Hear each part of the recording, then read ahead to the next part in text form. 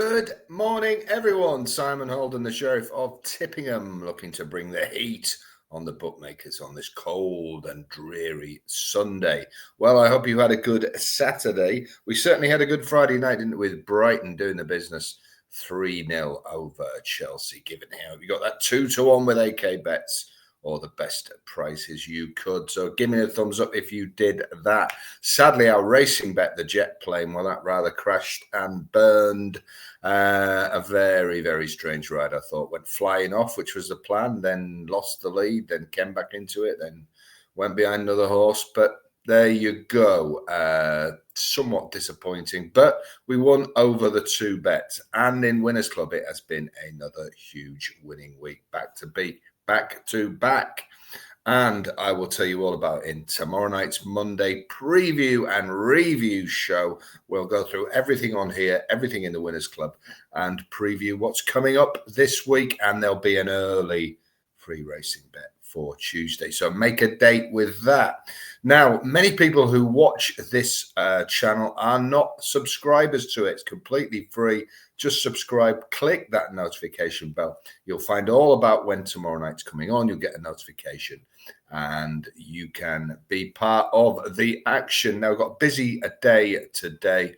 Premier League football. And of course, tonight in the golf, we've got Maverick Mcnealy, who reappeared and has a chance of a place for us. So cross everything. Let's hope the Top Gun can do it. Maverick, what a strange day last night was in the golf. Scotty Scheffler and Rory McIlroy gave all the Sunday hackers some hope, playing absolutely awful golf. So it's all to play for today. And that Maverick Mcnealy, could he sneak us a place? I really hope for you and myself that he can. So that's the golf tonight. We've got racing. Not a great day's racing. Let's not kid ourselves. Yesterday was great. Ascot was great. Bit disappointed with the crowd, though. Very starting to really worry about racing's attendances. Looking down on the old bookies ring at times, it was like a wet Monday at Lingfield, not a big Saturday at Ascot. So it is a worry, the crowds. It was great racing. Had the changing man for Joe Tizard in Winners Club. Great to roar that on. We had the second in the first race. Great to roar that on. And yeah, it's been a great week in Winners Club. You can have the rest of February, by the way, for just £10. Do click on that link and you can have a look round. And then, well, it's going to be some run of months, isn't it? We start off with the Cheltenham Festival next month and I cannot wait, but we're going to have to wait. But let's get some winners in the bank before that. Let's start with racing. Musselburgh, the only British jumps meeting their closing race, got 13 runners, probably the biggest field of the day. It's a conditional jockey's handicap hurdle. Now, my followers will tell you I am a huge fan. I even said it on here the other day of Nick Alexander. He had another good day yesterday. And he runs number 5, Skiddaw here. Now, this is ridden by Bruce Lynn. Now, he's been going for since the old black and white days, but he's still a conditional and must be the most experienced rider in this race. And he rides Skiddaw, who has some decent form. This is not a great race.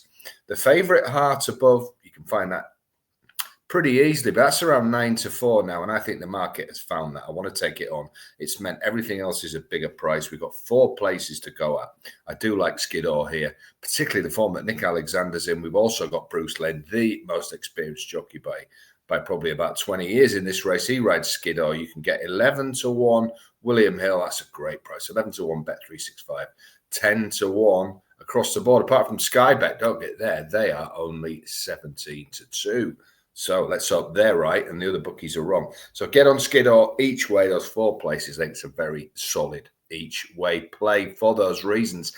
Now we've got 2 bets today, 2 matches today we can bet on in the Premier League. Liverpool Wolves. Well, as an Everton fan, I am still on cloud 9 after yesterday when I got back and caught the second half, got back from Ascot, caught the second half of that. Oh, my God, David Moyes, you've turned that club around already. This is absolutely sensational stuff. But they're not playing today, of course. It's Wolves-Liverpool. I expect Liverpool to win there. So we'll move on from there.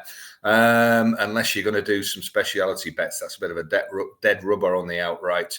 But Tottenham play Man U in the 4:30 game. And this is a match of the oh dear clubs, isn't it, at the moment? But I have to say, looking at this, I spent a couple of hours on this game, and folks, I'm of the impression now that 2-1 Man United is actually a very, very good value price. Now, they always say in bookmaking circles that Man United and Liverpool are so overbet that they're very rarely value, with their huge armies of fans who, whatever the game, you'll see them in the pub, I've stuck 20 on, blah, blah, blah, and that all builds up. So the bookmakers are wary of them. It's not often you'll say this. I think 2-1 Man U.